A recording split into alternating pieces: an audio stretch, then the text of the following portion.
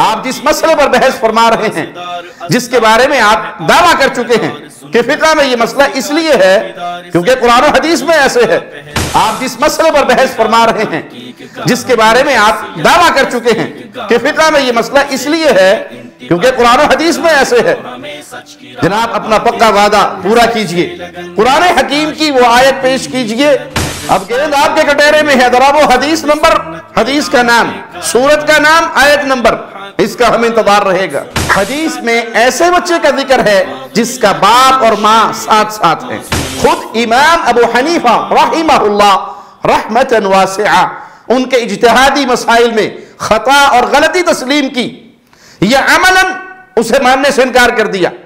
اور کتنے ہی ایسے مسائل ہیں جن میں آپ اپنے واجب التقلید امام ابو حنیفہ رحمہ اللہ کی باتیں نہیں مانتے۔ ہر لمحہ قرآن اور سنت کا ترجمان، فضیلت الشیخ توصیف الرحمن۔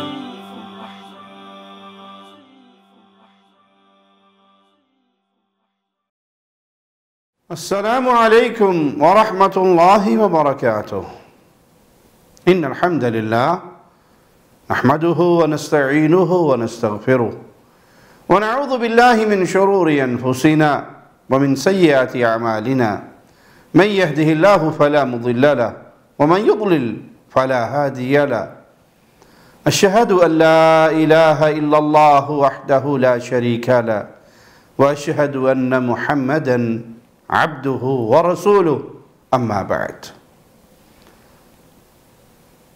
مفتی طارق مسعود صاحب نے بہشتی زیور میں لکھے ہوئے ایک مسئلے کا دفاع کرنے کی کوشش کی۔ کچھ ساتھیوں کے اصرار پر اللہ کی رحمت سے ہم نے اس کا جواب دیا۔ وہ جواب ہمارے پیج پر، ہمارے چینل پر موجود ہے، آپ اس کو اچھی طرح دیکھ لیجئے۔ اس میں کسی قسم کی کوئی فتویٰ بازی یا کسی کو ہم نے گمراہ قرار نہیں دیا، لیکن بڑے دکھ کے ساتھ کہنا پڑتا ہے کہ مفتی صاحب جو اپنے آپ کو بڑا معتدل بنا کر پیش کرتے ہیں، وہ یہاں پر بھی اخلاقیات کا پاس رکھتے ہوئے اور علمی سنجیدہ گفتگو کرنے کی بجائے ایک الگ اسٹائل میں نظر آئے۔ باوجود یہ کہ انہیں اپنی اسٹائل میں کچھ کمی نظر آئی، کیونکہ وہ خود ہی کہتے ہیں، ذرا سن لیجئے۔ میرا اسٹائل تھوڑا سا بکری ہو گیا، کیونکہ توصیف الرحمان صاحب جب علمی اختلاف کرتے ہیں نا تو علمی اسٹائل میں نہیں کرتے، اور ایسے پیش کرتے ہیں کہ دین انہوں نے سمجھا ہے، باقی تو کسی کو پتہ ہی نہیں دین کا ہے کیا۔ قرآن و حدیث یہ جانتے ہیں کہ ہم تو گھاس کھاتے رہے 8-10 سال مدرسوں میں۔ حالانکہ میں نے ایسا کچھ نہیں کہا تھا، پھر بھی اگر مفتی طارق مسعود صاحب ایسا سمجھتے ہیں تو ان پر لازم تھا کہ وہ وکری سٹائل کی بجائے علمی انداز سے گفتگو فرماتے، دلائل پیش کرتے کہ دیکھیں جی یہ انداز ہوتا ہے کسی سے علمی اختلاف کا، اور اس انداز سے گفتگو کی جاتی ہے۔ ہمارے انداز پر بے وجہ اعتراض کرنے کی بجائے خود اپنے انداز پر غور فرمائیں، کیونکہ اسی انداز اور وکری سٹائل پر آپ پہلے بھی معذرت کر چکے ہیں جب آپ نے کہا تھا مولانا توصیف الرحمان کے بارے میں میرا ایک کلپ وائرل ہوا ہے۔ اچھا، وہ توصیف الرحمان صاحب کے بارے میں میرا ایک کلپ وائرل ہوا ہے، یہ وضاحتی بیان بھی میں کر دیتا ہوں۔ تو میں نے مولانا توصیف الرحمان صاحب کے بارے میں یہ کہہ دیا تھا کہ وہ چیختے بہت ہیں اور بالکل گدھے جیسی آواز، اس طرح کا میں نے کچھ، وہ کلپ میں نے بہت جگہوں سے ہٹایا کیونکہ مجھے خود لگا کہ یار یہ میں بھی توہین کر رہا ہوں۔ ہم تو خیر ادنا درجے کے طالب علم ہیں۔ طارق مسعود صاحب نے محدث العصر فضیلت الشیخ زبیر علی زئی رحمہ اللہ رحمتاً واسعہ، ان کے خلاف بھی خوب دل کھول کر زبان درازی فرمائی، اور ان پر بلا دلیل و برہان خیانت تک کی تہمتیں لگائی۔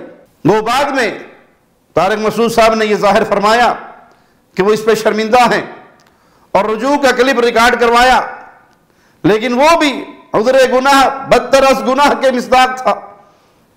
اس میں پھر یہ الزام لگا دیا کہ شیخ زبیر علی زئی رحمہ اللہ نے امام محمد بن حسن الشیبانی رحمہ اللہ کے بارے میں یہ لکھا ہے کہ وہ بنو شیبان کا لونڈا تھا۔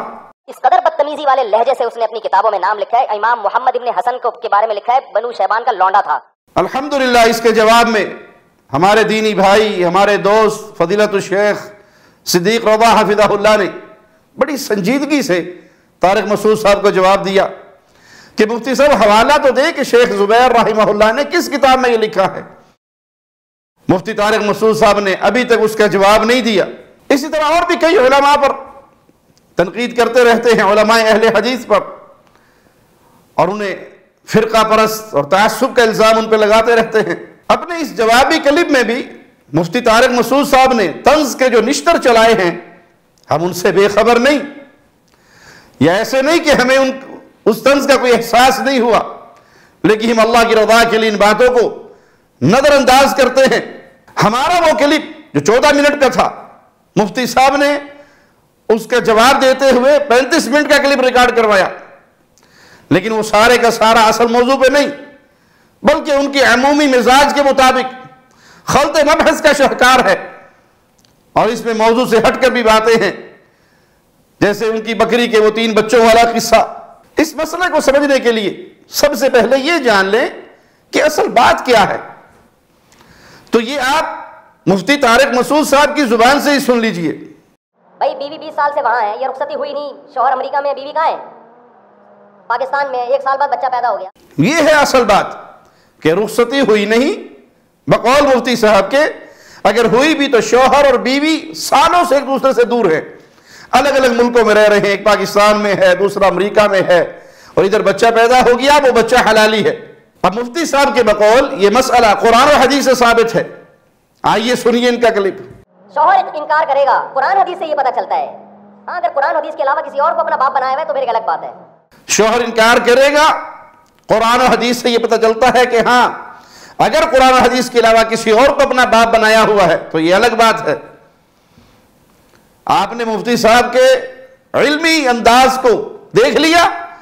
ہم ان کے اس علمی انداز کو ایک طرف رکھتے ہوئے انہی کی زبانی ان کا دعویٰ دوسرے الفاظ میں آپ کو سناتے ہیں، ذرا سن لیجئے.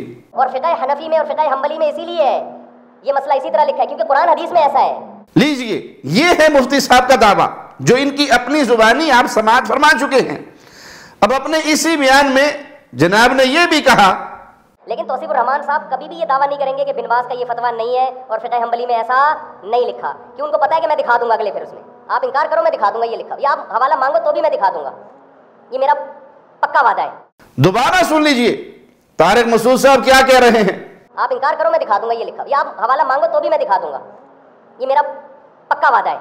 لیجئے مولانا طارق مسعود صاحب، ہم آپ سے قرآن و حدیث کا حوالہ مانگ رہے ہیں. آپ جس مسئلے پر بحث فرما رہے ہیں، جس کے بارے میں آپ دعویٰ کر چکے ہیں کہ فقہ میں یہ مسئلہ اس لیے ہے کیونکہ قرآن و حدیث میں ایسے ہے، جناب اپنا پکا وعدہ پورا کیجئے.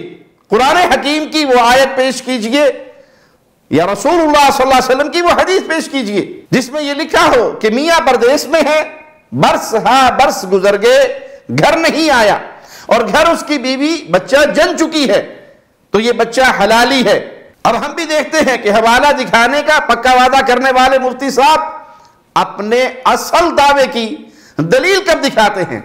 آیت نمبر بتا دیجئے، سورت کا نام بتا دیجئے، یا حدیث کا اسکین پیش کر دیجئے، حدیث کا نمبر اور کتاب کا نام بتا دیجئے. ہمیں انتظار رہے گا مفتی طارق مسعود صاحب اپنا یہ وعدہ ہماری زندگی میں پورا کرتے ہیں یا ہمارے مرنے کے بعد بھی اس وعدے کو پورا نہیں کر سکتے.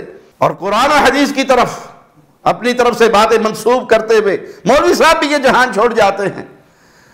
اب گیند آپ کے کٹہرے میں ہے، ذرا وہ حدیث نمبر، حدیث کا نام، سورت کا نام، آیت نمبر، اس کا ہمیں انتظار رہے گا. اور اگر مفتی صاحب یہ کہے کہ میں تو پہلے ہی کلپ میں حدیث پیش کر چکا ہوں، الولد للفراش، یہ صحیح بخاری اور صحیح مسلم اور دیگر حدیث کی کتابوں میں موجود ہیں، تو ہم عرض کریں گے حضرت اس حدیث میں زیر بحث مسئلے کی کوئی صراحت نہیں. یوں تو صحیح بخاری میں یہ حدیث کئی جگہ پر ہے، لیکن ہم آپ کے سامنے کتاب الفرائض باب الولد للفراش حرتن كانت او امتن اس کا اسکین رکھ رہے ہیں. تمام تر تعصبات اور جانبداری سے دامن بچاتے ہوئے اس میں خوب غور فرمائیں اور خوردبین لگا کر دیکھنا چاہیں تو دیکھ لیں کہ اس میں یہ بات کہاں ہے کہ میاں بیوی الگ الگ دیشوں میں ہیں، سالوں سے نہیں ملے، تب بھی بچہ باپ ہی کا ہوگا۔ بیوی امریکہ میں، خاوند پاکستان میں، سال ہر سال سے کوئی ملاقات نہیں ہے، لیکن بستر پہ ہونے والا یہ بچہ تب بھی اسی باپ کا ہے جو اس سے نکاح کر چکا ہے، اور وہ سال ہر سال سے آپ اس میں ملے بھی نہیں ہیں۔ اپنے بیان میں ہم نے اس حدیث کی وضاحت بیان کرتے ہوئے جو عرض کیا تھا وہ آپ دوبارہ سنیں۔ ہم عرض کرتے ہیں کہ حضرت اس حدیث سے تو یہ بات ثابت ہوئی کہ شوہر موجود ہو اور میاں بیوی کا صحیح تعلق جماع کا وہ ہو چکا ہو، اور شوہر اپنی بیوی پر زنا کا الزام بھی نہ لگاتا ہو اور نہ ہی لعان کی صورت ہو، بلکہ مان رہا ہو کہ بچہ میرا ہے، لیکن اس کے باوجود اگر کوئی آ کر زنا کا دعویٰ کرے تو اس زانی کی بات کو مسترد کیا جائے گا اور شوہر کا بچہ ہی تسلیم کیا جائے گا۔ ان دونوں صورتوں میں زمین و آسمان کا فرق ہے۔ ایک طرف میاں بیوی کا تعلق ہوا ہے، خامند موجود ہے، اور کوئی زانی آ کر اعلان کر رہا ہے کہ یہ میرے زنا سے پیدا ہونے والا بچہ ہے، اور دوسری طرف میاں بیوی مشرق و مغرب کی دوریوں پر ہیں، ایک دوسرے کو دیکھا نہیں، ملاقات ممکن نہیں، اور ادھر بیوی کے بستر پہ بچہ پیدا ہو جاتا ہے، تو حضرت جی فرماتے ہیں کہ کسی بزرگ کی کرامت سے ہوا ہوگا، یا کسی مفتی کی کرامت سے ہوا ہوگا، یا کسی نہ کسی کی کرامت سے ہوا۔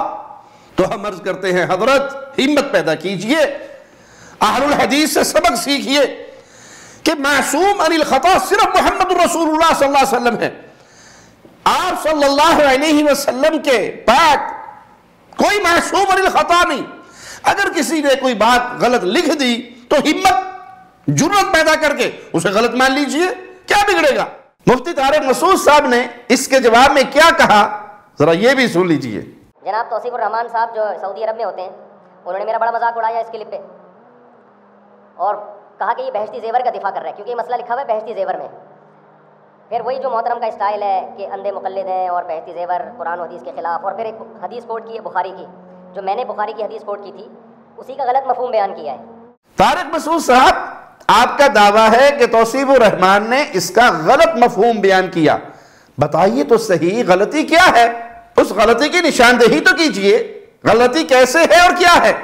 کیا سمع جن کی لونڈی کے بچے کا یہ مسئلہ تھا وہ اپنی لونڈی کے پاس موجود نہیں تھے؟ کیا وہ کئی سالوں سے سفر پہ نکلے ہوئے دوسرے ملک میں مقیم تھے؟ یا ان کی لونڈی سال ہر سال سے کسی اور ملک میں رہ رہی تھی؟ جب ایسا کچھ نہیں تو پھر یہ آپ کے مسئلے کی دلیل کیسے بن گیا؟ آپ مینٹل لیول کی بات کرتے ہیں، ہم تو جی طالب علم ہیں، چھوٹے سے ٹوٹی پھوٹی کوششیں کر رہے ہیں دین حنیف کی خدمت کرنے کی، اللہ اس کو قبول فرمائے، لیکن ذرا آپ اپنا مینٹل لیول تو دیکھ لیں، آپ کے استدلال اور مستدل کے درمیان کتنا تفاوت ہے، کتنا فرق ہے۔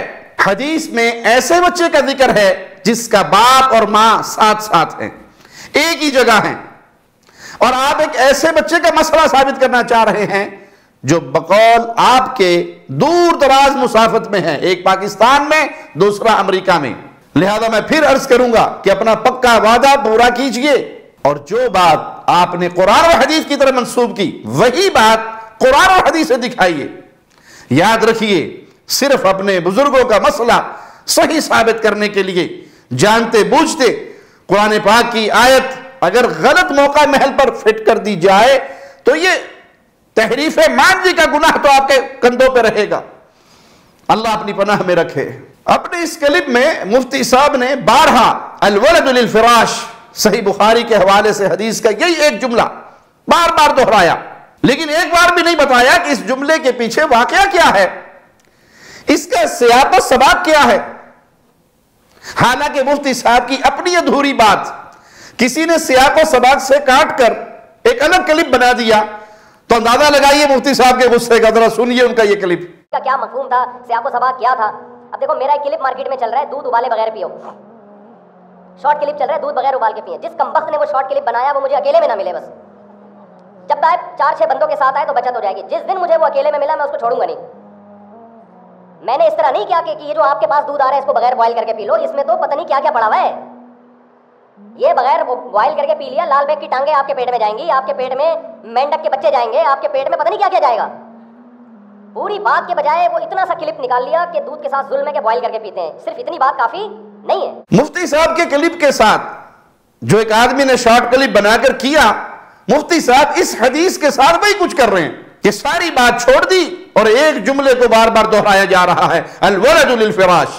جناب پوری بات تو لوگوں کو بتائیں. اس حدیث میں جس بچے کے بارے میں یہ بات ہو رہی ہے، اس کے ماں باپ ایک ہی جگہ پر ہے یا ایک پاکستان اور دوسرا امریکہ میں برس کی دوری پہ ہے؟ مفتی صاحب اگر آپ کی کوئی آدھی بات نقل کرے تو آپ کہتے ہیں کہ بندہ مجھے اکیلے میں نہ ملے، اکیلے میں ملا تو میں نہیں چھوڑوں گا، ہاں 4-5 بندوں کے ساتھ مل گیا تو پھر ان کو دیکھ کے میں بھی چپ ہو جاؤں گا. آپ کی بات سیاق و سباق سے کاٹ کر بیان کی جائے تو آپ کے غصے کا یہ عالم ہے کہ آپ کہتے ہیں وہ مجھے تنہا نہ ملے، لیکن آپ رسول اللہ صلی اللہ علیہ وسلم کی حدیث کے ساتھ وہی کھلواڑ کر رہے ہیں. کیا آپ نے رسول اللہ صلی اللہ علیہ وسلم کو قیامت کے دن نہیں ملنا؟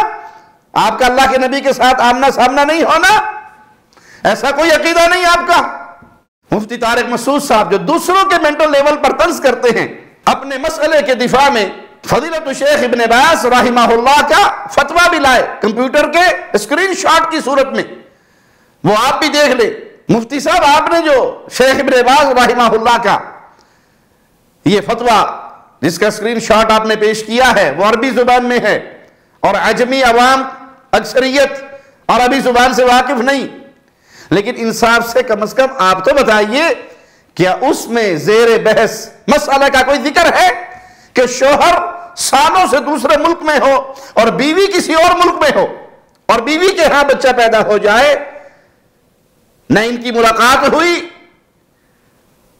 نہ ان کی رخصتی ہوئی، اتنی دوریوں پر بچہ پیدا ہو گیا، تب بھی وہ بچہ اسی شوہر کا ہوگا؟ آپ انصاف کریں یا نہ کریں، مدارس دینیہ کے طلبہ حتیٰ کہ درجہ ثانیہ ثالثہ کے طلبہ وہ یہ گواہی دیں گے کہ شیخ ابن باز رحمہ اللہ کے اس فتوے میں ایسی کوئی بات نہیں. مفتی طارق مسعود صاحب ہمارے پر ایک الزام لگاتے ہیں کہ آپ نے بہشتی زیور پر مغلظات بکی ہیں. ذرا سنیے حضرت کا کلپ. جناب توصیف الرحمان صاحب سے میری گزارش ہے کہ آپ ایک لال رومال ڈال کے اسی طرح کیمرے میں اسی اسٹائل سے جو مغلظات آپ نے بہشتی زیور کے خلاف بکی ہیں، آپ وہی فقہ حنبلی کی کے خلاف بھی بولو بکیں کائنڈلی. طارق مسعود صاحب تمیز و تہذیب کی حدود کراس کرتے ہوئے آپ نے جو لب و لہجہ اختیار فرمایا، ہم اسے نظر انداز کرتے ہوئے آپ سے ایک سوال کرتے ہیں کہ آپ لوگوں کی بہشتی زیور کے خلاف میری ایسی کون سی بات تھی جسے آپ نے مغلظات بکنے سے تعبیر فرمایا؟ کیا کسی اجتہادی مسئلے میں اس مسئلے کو تسلیم نہ کرنا یہی گناہ ہے؟ اسی کو مغلظات بکنا کہتے ہیں؟ اگر ہے تو کائنڈلی اطلاع دیجئے گا، ہم آپ کو اور آپ ہی کے اکابر علماء کی کتابوں سے مکمل حوالہ جات کے ساتھ بتائیں گے کہ کہاں کہاں آپ کے اکابر علماء نے خود امام ابو حنیفہ رحمہ اللہ رحمتاً واسعہ ان کے اجتہادی مسائل میں خطا اور غلطی تسلیم کی یا عملاً اسے ماننے سے انکار کر دیا. اور کتنے ہی ایسے مسائل ہیں جن میں آپ اپنے واجب التقلید امام ابو حنیفہ رحمہ اللہ کی باتیں نہیں مانتے. پھر جیسے آپ نے سر پہ عمامہ سجائے منبر پر بیٹھ کر میرے خلاف یہ تہمت لگائی کہ میں نے بہشتی زیور پر مغلظات بکی ہیں، ایسے اپنے اکابر کا نام لے لے کر کہیے گا.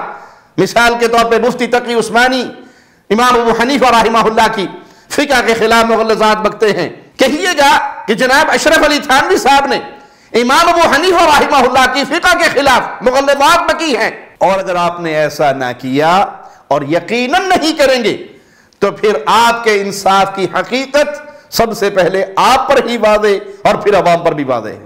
جہاں تک تعلق ہے البغنی کے مسئلے کو غلط کہنے کا تو سن لیجئے، حسب معمول رومال ہمارے سر پر ہے اور کیمرہ ہمارے سامنے ہے اور ہم عرض کر رہے ہیں کہ آپ پڑھتے کم ہیں بولتے زیادہ ہیں، وگرنہ آپ کے بڑے بھی خوب واضح فرما چکے ہیں. مثال کے طور پر مفتی تقی عثمانی صاحب اپنی کتاب تقلید کی شرعی حیثیت میں لکھتے ہیں صفحہ 125 پر، اور ائمہ مجتہدین کے بارے میں تمام مقلدین کا عقیدہ یہ ہے کہ ان کے ہر اجتہاد میں خطا کا احتمال ہے. اور آپ کے امام اہل سنت مولانا سرفراز خان صفدر نے بھی اپنی کتاب الکلام المفید میں لکھا ہے، صفحہ 330 پر کتب اصول میں وہ صراحت سے یہ قاعدہ بیان کرتے ہیں کہ المجتہد یخطئ و یصیب، کہ مجتہد کی رائے خطا بھی ہو سکتی ہے اور درست بھی ہو سکتی ہے، وہ معصوم نہیں ہے. اور اپنی دوسری کتاب ازالۃ الریب میں ملا جیون حنفی وغیرہ کے حوالے سے نبی کریم صلی اللہ علیہ وسلم کے بارے میں لکھا، صفحہ نمبر 86 دیکھیے، اگر آپ سے خطا سرزد ہوتی تھی تو خطا پر تنبیہ کے لیے وحی نازل ہوتی تھی، اور آپ کو خطا پر ہرگز برقرار نہیں رکھا جاتا تھا بخلاف دیگر سب مجتہدین کے، کیونکہ ان سے خطائیں سرزد ہو جائے تو قیامت تک ان کی خطا باقی رہتی ہے. تو ابن قدامہ رحمہ اللہ بھی مجتہد تھے، ان کی یہ بات بھی اجتہادی خطا ہے، آیت یا حدیث نہیں کہ جس کا انکار کفر ہوگا. مفتی طارق مسعود صاحب مزید فرماتے ہیں، ایسے ہی کہہ دینا یہ بچہ کرامت کی پیداوار ہے، مذاق اڑایا نا بعض لوگوں نے، اچھا یہ سارے کرامتی ہیں. مفتی طارق صاحب کرامت والی بات تو آپ نے خود کی تھی کہ کسی بزرگ یا جن نے میاں بیوی کا ملاپ کروا دیا ہو. سنیے مفتی صاحب کا کلپ. عقلی لحاظ سے ملنا ناممکن بھی ہو، پھر بھی فقہا کہتے ہیں یہ تعویل کی جائے گی، ہو سکتا ہے کرامت کے طور پہ مل گئے ہوں، جیسے سلیمان علیہ السلام کے دور میں وہ بزرگ سیکنڈوں کے اندر تخت اٹھا کے لے آئے تھے نا، تو عین ممکن ہے کوئی جن سیکنڈوں کے اندر اس کو وہاں لے گیا ہو. بلکہ اشرف علی تھانوی صاحب کی اصلی اشرفی بہشتی زیور میں بھی یہ بات موجود ہے، دارالارشاد کراچی سے چھپی ہوئی، اور اس کا صفحہ نمبر 339 ہے. اس مسئلے پر اعتراض کا جواب دیتے ہوئے تھانوی صاحب لکھتے ہیں، میاں پردیس میں اور مدت ہو گئی، برسیں گزر گئی، گھر نہیں آیا اور یہاں لڑکا پیدا ہو گیا، تب بھی وہ حرامی نہیں بلکہ اسی شوہر کا ہے، کیونکہ ممکن ہے وہ کسی وقت چھپ کر اپنی بیوی کے پاس پہنچ گیا ہو اور اس کے آنے کی خبر کسی کو نہ ہوئی ہو، جیسے اشتہاری لوگ چھپ کر اپنے گھر آ جاتے ہیں اور لوگوں کو ان کے آنے کی خبر نہیں ہوتی. پھر یہ لکھنا تو غلط ہوا نا کہ برسیں گزر گئی گھر نہیں آیا، چھپ کر ہی آیا ہو، یہ آنا تو ہوگا نہ کہ نہ آنا. وہ اطلاع دے کر آئے یا خاموشی سے آئے، اگر وہ آ کر بیوی سے ملاپ کر کے گیا ہے پھر تو بچہ ٹھیک اسی کا ہے. نہ آیا کہہ کر بلا وجہ لوگوں کو کنفیوز کرنے کی ضرورت کیا ہے. تھانوی صاحب مزید لکھتے ہیں، یا کسی عمل مثل تسخیر جن وغیرہ کے یا بذریعہ کرامت کسی بزرگ کے وہ اپنی بیوی کے پاس پہنچ گیا ہو یا اپنی بیوی کو اپنے پاس بلا لیا ہو اور کسی کو اس کی خبر نہ ہوئی ہو. یہ دیکھ لیجئے مفتی صاحب تھانوی صاحب نے خود بھی تسخیر جن اور کرامت بزرگ کا ذکر کیا ہے. اب کوئی کہہ بھی دیتا کہ پھر یہ بچہ کرامتی بچہ ہوگا تو اس میں مذاق اڑانے والی کیا بات ہے. یہ تو تھانوی صاحب نے خود بیان کیا کہ کسی بزرگ کی کرامت سے ہوا. چونکہ طارق مسعود صاحب خود بھی جن اور کرامت کی بات کر چکے ہیں تو ایسے کچھ جنوں اور کرامتی بزرگوں کا فون نمبر ہی دے دیں تو بہت سے غریب پردیسیوں کا بھلا ہو جائے گا جو سال ہر سال سے دوسرے ملکوں میں پڑے رہتے ہیں، اخراجات برداشت نہیں کر سکتے اور جلدی اپنے گھروں کو نہیں جا سکتے، اولاد سے بھی محروم رہتے ہیں. اور یہ کوئی فرضی کہانی نہیں سنائی، ہم تو پردیس میں رہتے ہیں، پردیسیوں کا حال جانتے ہیں. کئی لوگ آ کر ملتے ہیں کہ 4 سال 5 سال ہو گئے گھر نہیں گئے، اور بہت سے لوگ ایسے ہیں جو عمر قید کے قیدی بنے ہوئے کوٹڑیوں میں پڑے ہیں، جن کی سزائے موت ہوئی ہے، انہیں گھر جانے کی اجازت نہیں ملتی. تو ان کا بھی بھلا ہو جائے گا، ان کی نسل آل اولاد بھی چلتی رہے گی. ایسے سارے لوگ مفتی طارق مسعود صاحب کے پیج پر آئیں اور ایسے بزرگوں کے نمبر ان سے لے لیں اور اپنے معاملات کو چلانا شروع کر دیں. آل اولاد کا معاملہ چلتا رہے، میاں بیوی کی ملاقاتیں بھی ہوتی رہیں بزرگوں کی کرامتوں سے. مفتی صاحب رحم کریں قیدیوں پر بھی اور پردیسیوں پر بھی. طارق مسعود صاحب نے سیدنا سلیمان علیہ السلام کے جنات کا بھی ذکر فرمایا تو بلا شبہ یہ ان کا معجزہ تھا. اللہ تعالیٰ نے انہیں چرند پرند جن و انس پر بادشاہت عطا فرمائی تھی. ہم عرض کریں گے مفتی صاحب اگر ایسے معجزات سے عام قوانین بنانے لگے تو کل کو آپ جیسے کوئی مفتی عفیفہ کریمہ سیدہ مریم علیہ السلام کا خاص واقعہ قرآن سے بیان کر کے کنواریوں کے بچوں کو بھی حلالی ہونے کا سرٹیفکیٹ تھما دیں گے تو ایسے میں معاشرہ کس قدر بدکاری کا شکار ہو جائے گا. اور کسی ذی شعور سے یہ بات مخفی نہ رہے گی کہ معاشرے کی بربادی کس رخ پہ جا رہی ہے. تو معجزہ ہوتا ہے، وہ عام قانون نہیں، اسے معجزے کی حد تک رکھا جائے گا۔ وہ معجزہ ہے اس لیے کہ عام قانون کے خلاف ہے، اس کی بنیاد پر عام قوانین نہیں بنائے جا سکتے۔ مفتی طارق مسعود صاحب نے صحیح بخاری کی حدیث نمبر 100 بھی پیش فرمائی، اس کا بھی کچھ حصہ ملاحظہ فرمائیے۔ تو آپ نے فرمایا لا يقبض العلم انتزاعا من صدور العلماء، اللہ تعالیٰ جب علم کو اٹھائیں گے تو علماء کے سینوں سے نہیں علم اٹھائیں گے، ولكن يقبض بقبض العلماء، علماء ہی کو اٹھانا شروع کر دیں گے، علماء آہستہ آہستہ دنیا سے رخصت ہونا شروع ہو جائیں گے۔ فَإِذَا لَمْ يَبْقَ عَالِمٌ، جب کوئی عالم نہیں رہے گا، اتَّخَذَ النَّاسُ جُهَّالًا رُؤُوسًا، لوگ جاہلوں کو اپنا رئیس بنا لیں گے، رئیس کا مطلب دین کے علم کے معاملے میں ان کو اپنا باپ بنا لیں گے، جاہلوں کو۔ فَأَفْتَوْا بِغَيْرِ عِلْمٍ، وہ علم کے بغیر فتویٰ دیں گے، علم عمق اور گہرائی نہیں ہوگی۔ فَضَلُّوا، خود بھی گمراہ ہوں گے، وَأَضَلُّوا، اور لوگوں کو بھی کیا کریں گے؟ گمراہ کریں گے، لوگ انہی کو فالو کریں گے اور سمجھ رہے ہیں کہ ہم قرآن و سنت کو فالو کر رہے ہیں۔ ہم عرض کرتے ہیں کہ ہم تو قرآن اور حدیث کے بغیر مسئلہ بیان نہیں کرتے، مسائل کا جواب دیتے ہوئے قرآن اور حدیث کی دلیل پیش کرتے ہیں۔ یہی درس ہمیں اپنے ائمہ سے ملا ہے، امام ابو حنیفہ رحمہ اللہ، امام مالک، امام شافعی، امام احمد، سب نے یہی پیغام دیا، سب نے یہی درس دیا کہ دین وہاں سے لو جہاں سے ہم نے لیا۔ تو ہم تو کتاب و سنت کے دلائل پیش کرتے ہیں یا صحابہ کے آثار پیش کرتے ہیں۔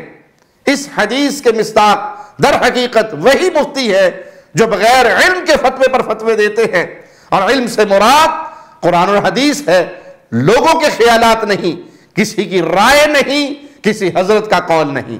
مفتی صاحب نے ہمارے اوپر ایک اور الزام لگایا، جی آپ مسلک پر فوکس کرتے ہیں، اپنے مسلک کا دفاع کرتے ہیں۔ ذرا سنیے حضرت کو۔ اور میں توصیف الرحمان صاحب سے ویسے یہ کائنڈلی گزارش کرتا ہوں کہ آپ اپنے مسلک کو فوکس کر رہے ہو، اسلام کو فوکس نہیں کر رہے، آپ کی اسپیچز سے یہ پتہ چلتا ہے ہمیں۔ اس کے جواب میں عرض ہے کہ مخالف کے الزامات اگر حقیقت پر مبنی ہوتے ہیں تو بریلویہ کے امام احمد رضا خان نے اکابر علماء دیوبند کے بارے میں جو کچھ لکھا، مفتی طارق مسعود صاحب اور ان کے سارے فالوورز ان الزامات کو بھی حقیقت تسلیم کر لیں؟ اگر نہیں کرتے، کیونکہ مخالف تو الزام لگاتے ہی ہیں، بس یہی حقیقت ہے آپ کے ان الزامات کی جو آپ نے ہمارے اوپر لگائے۔ اور اگر آپ یہ الزامات لگانے میں حق بجانب ہیں تو پھر ثبوت پیش فرما دیں کہ کس جگہ اسلام کو چھوڑ کر توصیف الرحمان نے مسلک کو فوقیت دی۔ یاد رہے کہ اسلام قرآن اور حدیث کا نام ہے، کسی کی رائے اور کسی کے خیالات کا نام نہیں۔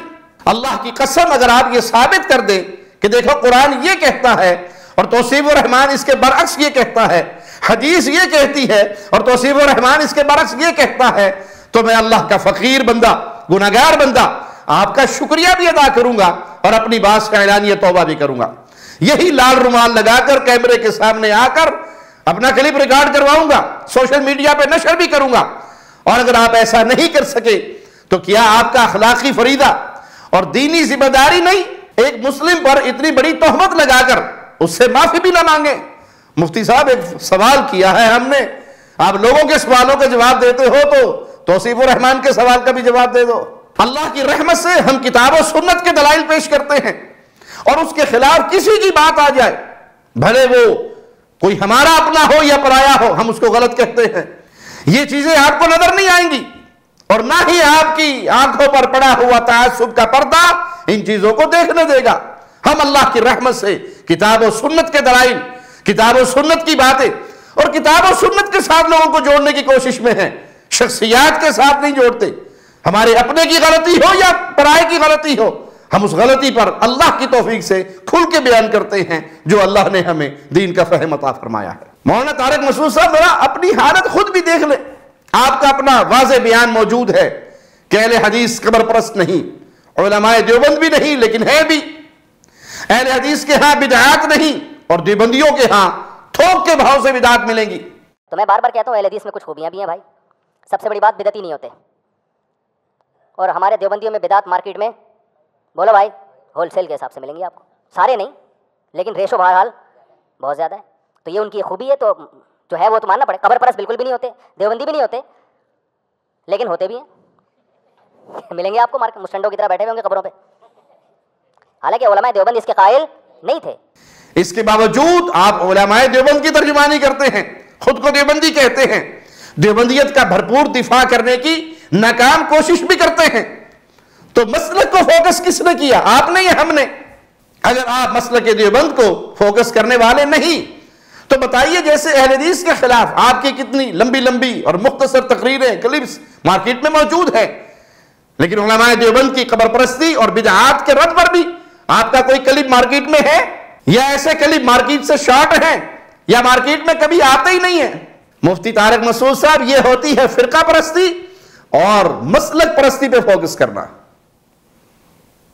الحمدللہ جب اہل الحدیث خود آپ کی تحقیق کے مطابق توحید و سنت پر قائم ہیں، شرک، قبر پرستی اور بدعات سے بہت دور ہے، تو پھر ان کی دعوت بھی کتاب و سنت کی سربلندی اور کفر و شرک اور بدعات کی بہتری کی دعوت ہے۔ علماء اہل الحدیث پر بار بار فرقہ پرستی اور اسلام کی بجائے مسلک پر فوکس کی تہمتوں سے اپنے دامن کو بچائیے، وگرنہ آج تو آپ آزاد ہیں، آپ پر کوئی پابندی نہیں، اخلاق اور تمیز کے دائرے میں رہ کر بات کریں یا اس سے باہر ہو جائیں، الزامات لگا کر بدنام کریں، لیکن بہت جلد اللہ کی عدالت لگنے والی ہے جہاں ایسے معاملات پر پکڑ ہو سکتی ہے۔ مفتی صاحب نے اس بات پر بھی کافی زور دیا اپنے بیان میں کہ اگر بچے کی شکل و صورت، رنگ، قد کاٹ، جسامت اپنے والدین میں سے کسی کے ساتھ مشابہت نہیں رکھتی، اس حوالے سے ہم عرض کرتے ہیں کہ اس پر تو ہم نے اعتراض ہی نہیں کیا تھا، پھر یہ مسئلہ تو حدیث سے واضح ہے۔ صحیح بخاری 5305 نمبر روایت ہے، سیدنا ابو ہریرہ رضی اللہ عنہ وارضاہ سے روایت ہے کہ ایک آدمی نبی کریم صلی اللہ علیہ وسلم کی خدمت میں حاضر ہوا اور آ کر اس کی، اللہ کے نبی صلی اللہ علیہ وسلم میرے ہاں ایک کالا لڑکا پیدا ہوا ہے۔ تو نبی کریم صلی اللہ علیہ وسلم نے اس کو سمجھانے کے لیے کہا کیا تمہارے پاس اونٹ ہے؟ تو اس نے کہا جی اے اللہ کے نبی صلی اللہ علیہ وسلم میرے پاس اونٹ ہے۔ آپ نے فرمایا تمہارے اونٹ کس رنگ کے ہیں؟ تو وہ کہنے لگے کہ میرے اونٹ تو سرخ رنگ کے ہیں۔ تو آپ نے پوچھا ان اونٹوں میں کوئی بچہ کالے رنگ کا بھی ہے؟ کہا جی ہاں کالے رنگ کا بھی ہے۔ تو آپ نے کہا وہ کہاں سے آ گیا؟ اونٹ تو سارے سرخ ہے، ان کے ہاں کالا بچہ کیسے پیدا ہو گیا؟ کہا کوئی رگ کھینچ لائی اسے اپنی طرف۔ تو آپ صلی اللہ علیہ وسلم نے فرمایا فَلَعَلَّ ابْنَكَ نَزَعَهُ، بس شاید تیرے بیٹے کو کسی رگ نے کھینچ لیا ہو، آباء و اجداد میں کوئی ایسا گزرا ہو اور یہ بچہ اس میں چلا گیا ہو۔ تو معلوم ہوا کہ کالے کے ہاں گورا، گورے کے ہاں کالا بچہ پیدا ہو جانا یہ کوئی عجیب بات نہیں، لیکن برسوں ایک دوسرے سے دور میاں بیوی کے ہاں بچہ ہو جانا یہ ضرور عجیب بات ہے۔ مفتی طارق مسعود صاحب کا 35 منٹ والے کلپ کے علاوہ ایک شارٹ کلپ 7-8 منٹوں کا بھی سامنے آیا جس میں وہ چیلنج دیتے ہیں اور فرماتے ہیں ان کے پاس اس جواب کا جواب نہیں، اب وہ چپ کر کے بیٹھے ہوئے اور پرانا کلپ ہی چلا رہے ہیں۔ یہ تو ان کی 2 ٹکے کی اوقات ہے، آپ خود سوچو، یہ ان کی علمی خیانت نہیں ہے کہ جب ایک چیز کا میں نے جواب دے دیا، صحیح مسلم کی حدیث پیش کی اس پہ، منہ پہ ٹیپ لگا کے کیوں بیٹھے ہو بھائی؟ اب تم نہیں آ رہی میرا خیال ہے بات۔ اسی طرح وہ میں نے جو کلپ ریکارڈ کروایا تھا کہ میاں بیوی، ایک شوہر امریکہ میں اور ایک بیوی کہاں ہو، بیوی پاکستان میں، اور بچہ پیدا ہو جائے تو بھی حلال ہوگا، اس پہ بڑا ریکارڈ لگایا گیا، اس کا بھی میں نے جواب ریکارڈ کروایا ہے قرآن و حدیث کی روشنی میں۔ اس جواب کا بھی کوئی جواب مارکیٹ میں اب تک وہ جواب بھی پی گئے۔ مفتی صاحب کا یہ بیان 18 نومبر 2022 کو سوشل میڈیا پر لگا، جبکہ بہشتی زیور کے زیر بحث مسئلے میں مفتی صاحب کے جواب میں میرا کلپ 20 ستمبر 2022 کو بیچ میں لگا، اور طارق مسعود صاحب کا مکمل جوابی کلپ 27 نومبر 2022 کو ان کے پیج پہ لگا۔ لیکن اس تقریر کے دوران طارق مسعود صاحب ہم پر جواب نہ دینے کا طعن فرما رہے ہیں اور ایسی باتیں کہہ گئے جو کسی علمی دینی مجلس میں دہرائے جانے کی بھی قابل نہیں۔ بطور ثبوت ہم ان کا کلپ آپ کو دکھا رہے ہیں۔ اب سوچئے کہ ایسے اخلاق کے حامل لوگ دوسروں پر مغلظات بکنے کی تہمتیں لگا رہے ہیں۔ جناب آپ نے جو حدیث غلط جگہ پر فٹ کی تھی اس کی وضاحت تو میں ستمبر کے بیان میں کر چکا ہوں، جس کے جواب میں آپ نے صرف غلط مفہوم کہا، یہ نہیں بتایا کہ غلط کیسے ہے۔ آپ خود ہی اپنے علم کی گہرائی کو ناپ لیں۔ باقی اگر آپ یہ خواہش رکھتے ہیں کہ ہم آپ کا پورا بیان اپنے پیج پہ چلائیں تو پہل آپ کیجئے، ہمارا جواب اپنے پیج پر مکمل چلا دیں، ہم آپ کا جواب مکمل چلا دیں گے۔ مفتی طارق مسعود صاحب نے اپنے شارٹ کلپ میں فرمایا توصیف الرحمان راشدی صاحب کائنڈلی ایک دفعہ آپ آ جاؤ، فیس ٹو فیس بات کر لو اس ٹاپک پر۔ توصیف الرحمان راشدی صاحب کائنڈلی ایک دفعہ آپ آ جاؤ، فیس ٹو فیس بات کر لو اس ٹاپک پر۔ اس حوالے سے ہماری عرض ہے کہ پچھلے سال آپ کے شہر میں ایک اہل الحدیث عالم فضیلت الشیخ صدیق رضا حفظہ اللہ وہ آپ کی دعوت پر آپ کی مسجد میں آئے، آپ سے گفتگو کی اور بڑے اچھے ماحول میں آپ کے ساتھ گفتگو ہوئی، غصے میں بھی آپ ہی آئے اور ایسا کچھ بیان بھی کر دیا جس سے آپ کو معافی مانگنی پڑی، اور آپ لوگوں سے گزارش فرما رہے تھے کہ میری اس آڈیو کو وائرل کرو۔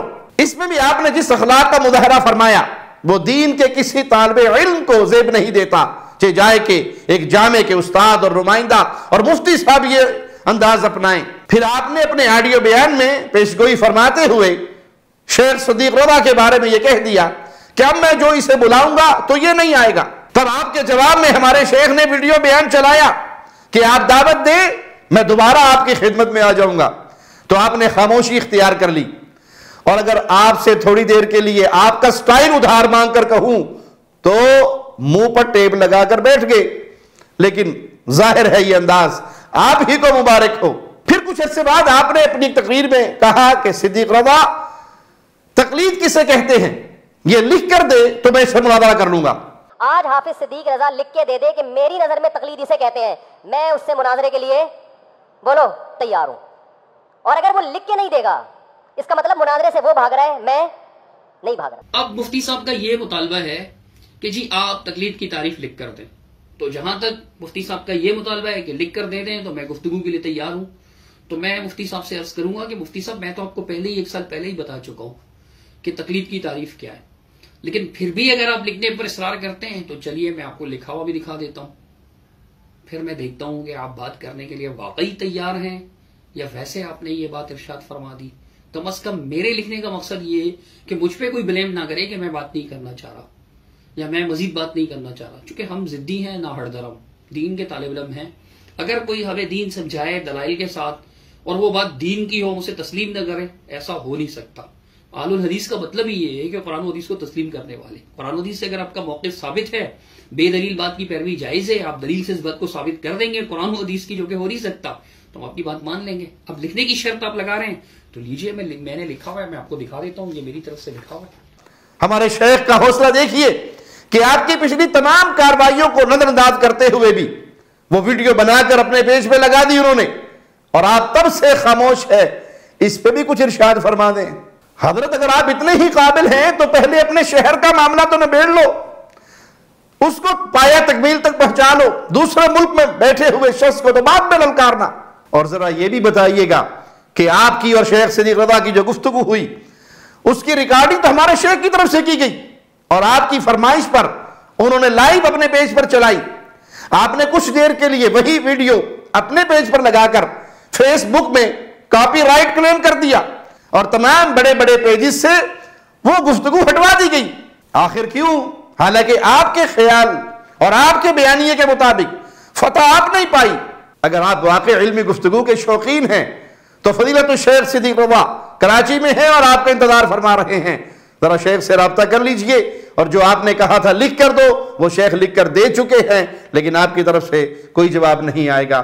ہم پھر آپ کو پیار اور محبت سے دعوت دیتے ہیں کہ ہم اہل الحدیث ہیں، کتاب و سنت کو ماننے والے، کتاب و سنت کی دعوت دینے والے۔ غلطی ہمارے کسی بزرگ کی ہو یا آپ کے کسی بزرگ کی ہو، اگر کوئی بات کتاب و سنت کے خلاف ہے تو اس غلطی کا رد کرنا یہ کوئی عیب والی بات نہیں ہے، بلکہ یہ تو حق کو بیان کرنا ہے۔ اللہ ہمیں حق بیان کرنے کی توفیق عطا فرمائے، زندہ رکھے تو اسلام پر رکھے، موت دے اس حال میں کہ ہم اسلام کا دفاع کرنے والے، اسلام پہ عمل کرنے والے، پیغام اسلام کو دنیا میں پھیلانے والے ہوں، اللہ کی توحید کو پھیلانے والے، رسول اللہ صلی اللہ علیہ وسلم کی ختم نبوت کو پھیلانے والے، نبی کریم صلی اللہ علیہ وسلم کی صحابہ کی عظمت کے جھنڈے لہرانے والے، پیارے نبی صلی اللہ علیہ وسلم کے اہل بیت کی عظمت کے جھنڈے لہرانے والے، سلف صالحین کے منہج پہ چلتے ہوئے کتاب و سنت کی پیار و محبت سے دعوت دینے والے۔ اور اسی حال میں اللہ ہمیں اپنے پاس بلائے کہ اللہ ہم سے راضی ہو، ہم اپنے اللہ سے راضی ہوں۔ اقول قولی ھذا واستغفر اللہ لی ولکم ولسائر المسلمین۔ ہر لمحہ قرآن اور سنت کا ترجمان، فضیلت الشیخ توصیف الرحمان۔